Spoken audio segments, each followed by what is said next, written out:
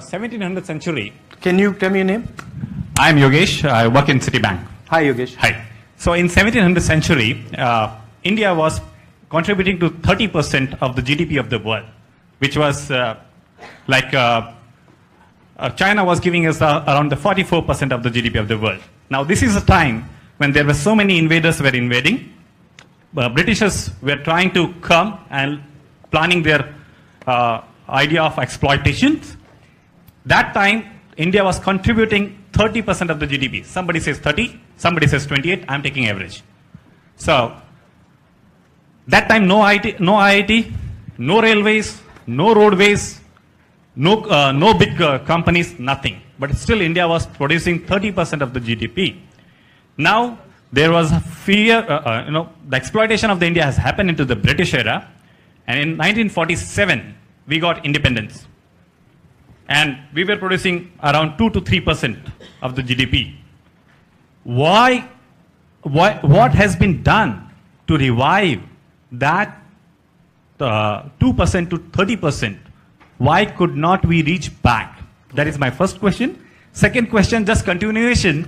When we ask about the technology, connection with the technology, you have given us, told that the artisans, like with the bell metal, with the carpet industry, those are the artisans who stayed into the villages.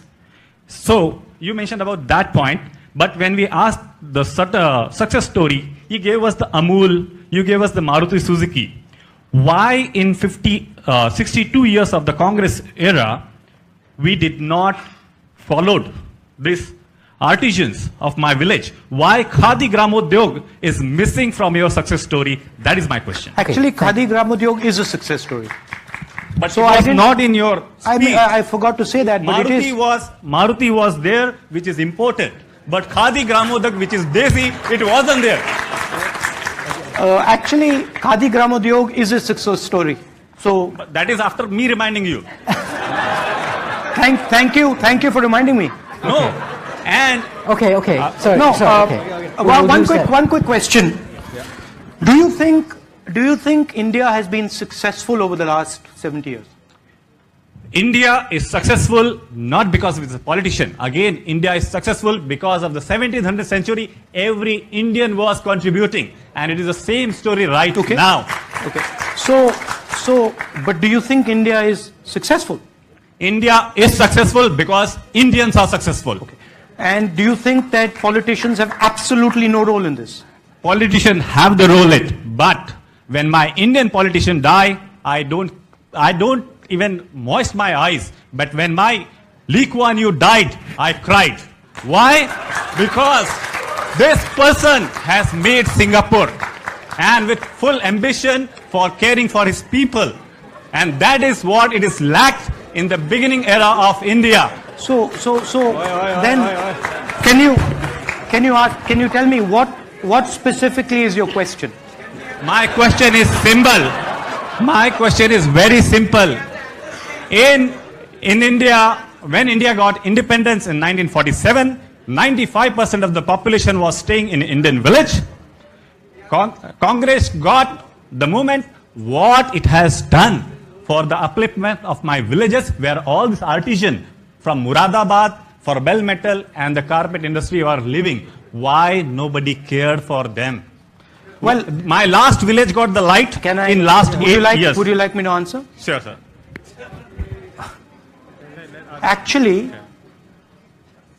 Actually, India has been completely transformed over the last 70 years. Actually, Amul happens to be a village movement. Actually, one second. Actually, Khadi Gramodyog is a pretty successful movement. Actually, brass in Muradabad is pretty successful. I am saying, now let me answer. Yes. I am saying that you can completely transform it. How many years did it take India to get to 30% of world GDP? Amul is a success in Gujarat. No. Answer my question. In Gujarat. Why? Answer my question. I'm going to have to stop. I'm going to have to stop this because it's not. If I may, Mr. Rahul, if I may, can I'd like to invite. Sorry, I'd like to invite someone on this side, but in particular, wait a minute. I'd like the first woman in the line to come forward to the microphone. Thank you. So please, ask your question. Please go ahead. Hi, Mr. Gandhi. I'm Hello. Pravika, and I'm an economist at Goldman. So you've talked a lot about how there were sort of these secretive missions that the Congress had in order to get certain results. And I'm just wondering, a lot of those results seem to be coalesced towards the progress that you made with Kashmir and in terms of industry, etc. So I just wonder, as somebody who's also mixed and of Indian heritage, when you see the current stance on minorities, what do you think the Congress would have done differently? And if you can answer personally, what would you have done differently? The current stance of the government of India, When it comes to challenging minority policies. when the BJP and the RSS have anti-minority policies. I mean, we've been fighting the BJP and the RSS since they began. Mahatma Gandhi died protecting minority interests. The Congress party has protected minority interests for the last 70 years in India. The fact of the matter is that we lost an election to the BJP. And we do not like an India where people are persecuted, where people are beaten up for what they eat, for what they drink, for what they say, for what they wear. We don't like it, we fight for it. But the fact is that Mr. Narendra Modi won the election. And whether we like it or not, we can contest it, we will fight it, we will defeat him in the next election. But he controls lawmaking in India. He controls the UP police. He controls the Haryana police. He controls these things. And a extremely nasty form of politics is playing out in India. We will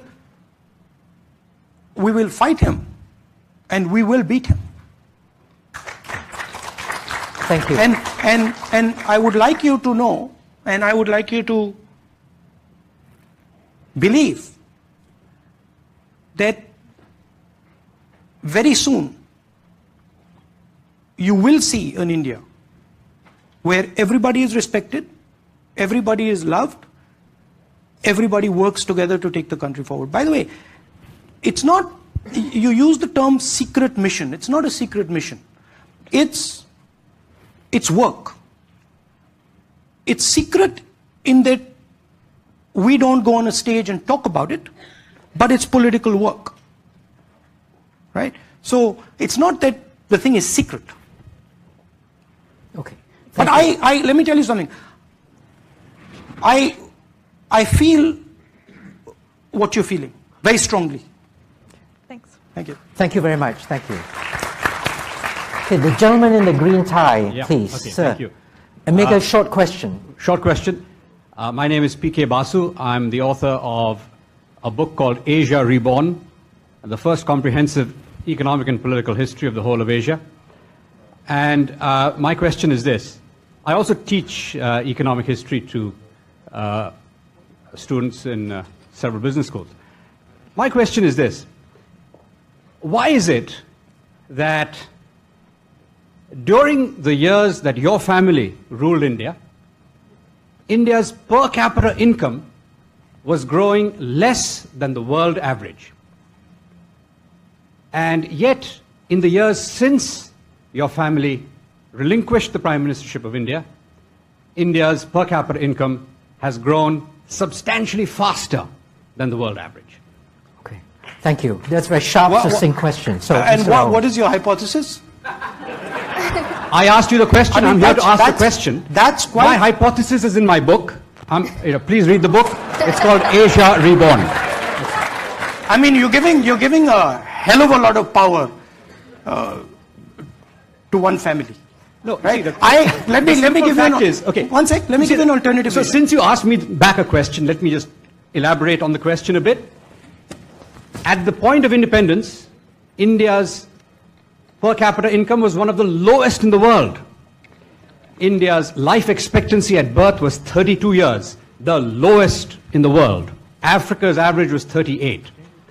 So, when you are the poorest country in the world, you should be growing faster than the world average in order to close the gap. Okay, with the rest of the world. may interrupt. And unfortunately, during the period of your family's rule, thank you very much, India did Mr. not Basu. achieve that. Thank you. That's the question. Why? Thank you. I mean, there was a sharp question. You can either decide to take it or not. I can take it if you want. Yeah, okay, go ahead. Do you agree? First of all, do you agree that India is a success today? Of course. You do. A relative Do you- success since your family relinquished the prime ministership. Yes. So Since then, not before. So you're saying, for example, that I had absolutely no role in Indian politics from 2004 to today. You're saying that? Well, make up your mind. Either I have a role or I don't have a role. You can't give me both options. Please tell us what your role was. It Okay, doesn't matter. I'm gonna The point leave is that the... If I may, let's not have this dialogue, if I may. Could you answer the question? I mean, the question is... May I? Okay, please. Is there an answer to the question? Okay. Yes, Please answer to the question. I've answered the question. Very crisp, clear Hello, question. hello. I've answered the question. I've answered the question. All right. Yes. Question is Listen, a I'm very- going to leave it at this. Okay. I'd like to come over to this group. Sir, go ahead, Okay, please. yes, my Short, name- succinct question. Yes, I'll please. make it very fast. Yes, my name is Anish Mishra. Okay, the thing is, I would like to start by saying that I'm a great admirer of your great-grandfather, Jawaharlal Nehru, and I think all the good things that whatever India is today is because of the Indian Congress Party. And if you look at the Constitution of India, your party has very successfully put in the values of the Congress Party into the Constitution of India. You're both going to extremes, right? I mean, give me something in the middle. So, Mr. Gandhi, I mean, he's saying, I'm the cause of every single problem. Yeah. And you're saying, I'm the cause of every single solution. I mean, this is crazy. Mr. Gandhi, no, whatever there's left to be proud of India today is because of the Congress Party. Okay, the thing is that, okay, I want to talk about the idea of India, which you spoke that it's being threatened by the... Sorry, can you please ask your question? Yes. Okay, my question is that in one of your speech, very correctly you said that India, we should not learn the wrong things from Pakistan. And if you look at today, India can be compared to what Ziaul Haq is. India is living in the era of Ziaul Haq. In fact, when they look at us, they say that we thought we were liberal secular democracy. Today, you turn out to be the same as us. So my question is this: is that if you come back to power, if you become the Prime Minister of India, how are you going to undo the damage that has been done upon India? All I want is that I want India to go back to what it was before Mr. Modi became Prime Minister. And I want to give you, just to conclude, I want to give you one suggestion to put in your manifesto. In the next election, you put this in your manifesto called Restoring India. Because called Restoring India. Restoring India. Yes, because my India has been lost. When I look at the map, I can't find my India anymore. And I want you to... yes, sir. My India is lost. I want you to give India back to me. Thank you. Okay, Mr. Rahul. This conversation, right, shows you the polarization. It does. That gentleman thinks that nothing has ever been done by the Congress Party. This gentleman thinks that everything has been done by the Congress Party. Let me tell you what the truth is. India's success is hugely because of India's people. However, anybody in this room who thinks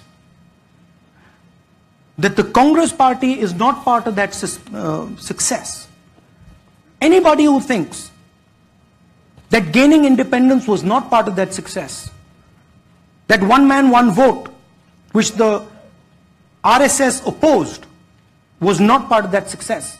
Anybody that thinks Green Revolution was not part of that success, anybody thinks telecoms revolution was not part of that success, Anybody that thinks the liberalization wasn't part of the success, anybody that thinks rights-based paradigm wasn't part of the success, needs to write a new book.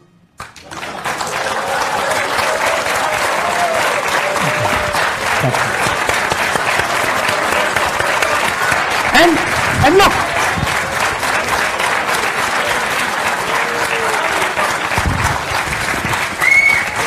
look, I just want to complete that. And look, I'm a person who has been taught to love my opponents, love people who might dislike me. So I have absolutely no animosity towards somebody who says, I have achieved nothing. I even respect your opinion to be able to say that in this room. I respect it. I differ with it. I will contest it. If you come and have a serious conversation with me, I might even be able to convince you. Or not. And I'm happy to do that. I'm happy, I'm proud. I'm proud to sit in a room. I'm proud to sit in a room and have a gentleman say this to me. Now you notice something else. Mr. Narendra Modi would never do that. You would never have the ability to say what you said to me in front of Mr. Narendra Modi. And I am absolutely blazingly proud of that. So after this meeting, I want to give you a hug. And I want to tell you that you are very important to me. Because you represent an opinion. And I respect that opinion. Thank you. Thank you. Should we? Thank you.